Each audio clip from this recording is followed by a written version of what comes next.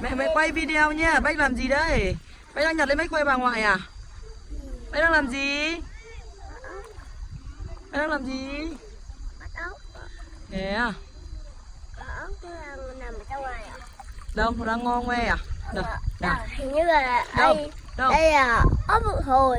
Đây là con gì? Ốc mượn hồn. Ốc mượn hồn à? Vì sao lại gọi là ốc mượn hồn? Nó có hai cái càng. À, thế là gọi là ốc mượn hồn à?